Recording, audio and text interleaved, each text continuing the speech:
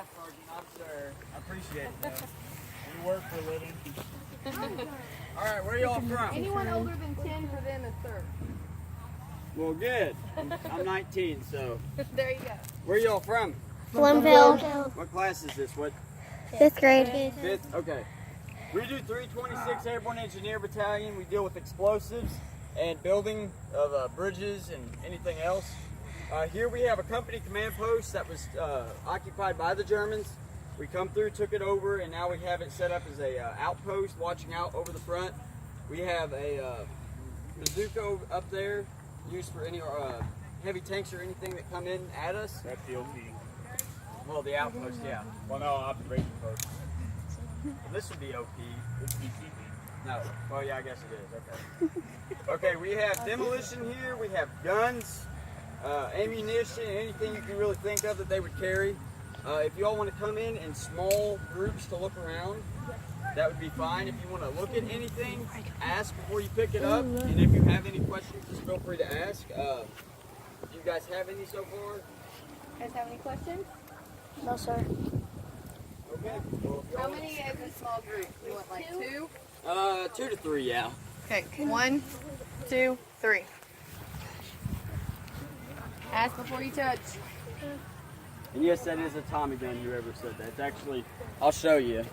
Let me squeeze in past you guys real quick. Okay, sorry. 45 caliber ACP.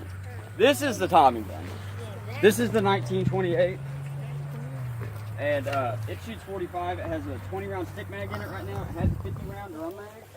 They also come with a forward grip just like this I'm one. gonna be This in the was Navy their when I grow up. predecessor to This one. I was That's joining the 28. Navy. And this one's the M1A1. This one's actually a full automatic. It actually fires full automatic. It's the real thing. I mean, it works just like the real thing. Oh. You guys got any questions? It just shoots Don't be blank afraid to for ask. what we do with it. But that is the What kind closest of gun you can is get to an this? actual That is submachine. called the M3 grease gun. It was basically a cheaper gun than what he's carrying right now. What's that explosive? This the way right they here? did that was, This is a bazooka rocket. Okay, you see on the So front, it has we have a bazooka up in the observation post up there, and he was supposed to take care of any enemy vehicles or anything like that that came up. And that's just a rocket for it. A way to let off heat. They figured it would help. What is the difference between the yellow and the green? So the yellow was an early war, and that meant it was high explosive.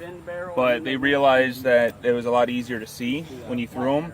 So the enemy was throwing them back. So they made them yellow. I don't have one on me. They're black with a yellow stripe. Yeah, green with a yellow stripe like that one. They're basically the same thing. One's just early war and one's post-war. Or Okay. This one was just all fixed. They did this for military, you know.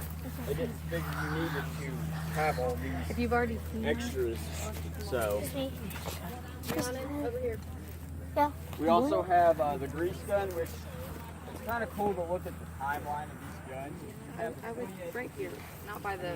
Yes, production ma'am. 1921. Or if you guys want to go around and look, if you guys want to look here, you can. Okay. We're gonna stay in this area. Whoa.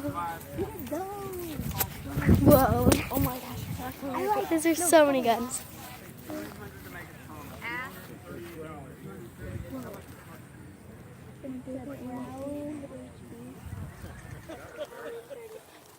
Whoa.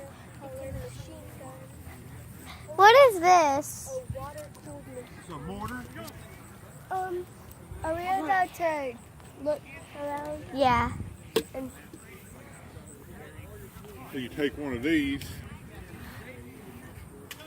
mortar shell, and you drop it down there. When you drop it, it goes off.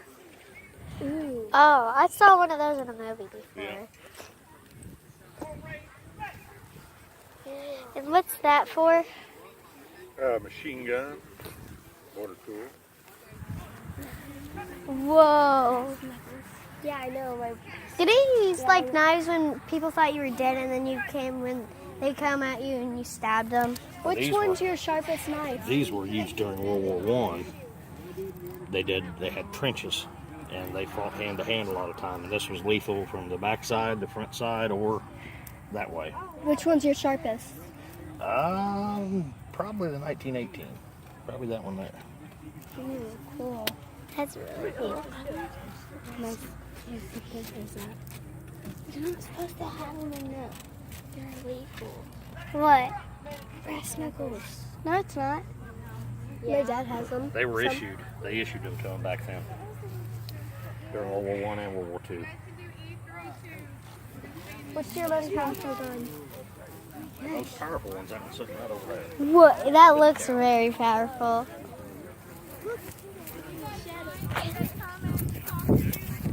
Okay, we didn't have E2 or E3 down on our schedule. Oh, okay. But that way they can see it while Sure. we're waiting. Yeah. There- Hey there. Hello. Good morning. Good so, morning. this course is all World War II, and we're the 10th Armored Division. And armor, of course, is tanks and half tracks like this one over here. Whoa. And what a half track was is the rifleman would ride in the back there. It would deflect bullets, but it's not going to, of course, deflect larger shells.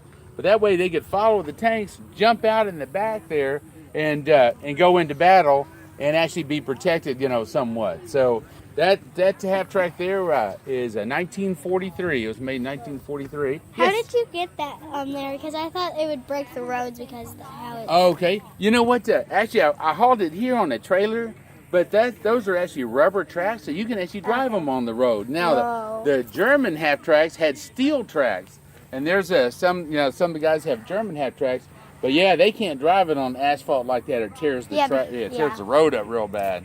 But there's a 50 cal machine gun on the top there, and just similar like the one over there. It's ground mounted. This is vehicle mounted, and that bullet is very, very powerful. And so the guy standing up there could give them covering fire, from the enemy. So, but there's not very many half tracks left, now. But that one was completely restored, just like it was rolled off the assembly line in 1943. This is a crew, a squad tent. 8 men would, stay in here. This is if they're in base camp. Now, when they're out in the field, of course, they had a small tent, like, he's got over there, a little shelter quarter. But if you're in a base, they'd set these up, and sometimes they'd even put, wood on the ground there so you didn't have to walk in the mud. And 8 men could sleep in here, and of course, they would stack their stuff around, all kinds of ammo. K rations, that's what the food came in, little boxes in there, and K rations. But of course, soldiers had to have plenty of ammo, and that's what that is. But anyway, typically you weren't in camps in nice tents like this very often, though. You're usually out in the field, and sometimes they call them foxholes. You'd have to dig a hole in the ground to get down in it, because when the enemy fire's coming, you would be, under cover. But the tents were nice when you're back in camp. Anybody have a question? Yes. May we go in there? Yeah, you can go in there and take a look. So be careful with these stakes right here. Whoa, look at the beds. Whoa. covers soft. We shouldn't be all in here like at once. Oh my gosh. Tiny chairs. Guys, That's think video. about it. Our bed is way better than that. So I want to see this is a cot. This This is a cot. Yeah, it's a cot. It's a cot. Whoa, this is like a flashlight in the back. I don't know. That's cool. Is that like it's pretty big, guys? I want that big. Let me show you out here. Oh yeah. It can hold 10 men in the back and 2 in the front, the driver, assistant driver. There's a door back here that, so this is where you would go in, and these are seats right here. So 10 men would sit here, 1 would man the machine gun up there. But, this armor would stop, like I said, a regular bullet, but, not much, higher than that. But it still being an infantryman just running on the ground. Only thing you had to stop bullets was cotton. So, but yeah, these things, were very, very handy. We actually got this idea from the Germans. The Germans are the ones that invented armored personnel carriers, and to this day, they use a version, not like this, but called the Bradley armored vehicle, where you can carry a squad in there. So that was such a good concept, they even do it to this day. So, yes. Are the seats usually like that, or do they have? They usually have a cushion, there. They have little cushions. But what happened was, they came from the factory with a cushion, but after they were in the field a while, you know, a lot of times cushions were lost or, you know, destroyed or things. So they, you know, didn't, they didn't keep the cushion. So yeah, they didn't worry about them, you know, because that. So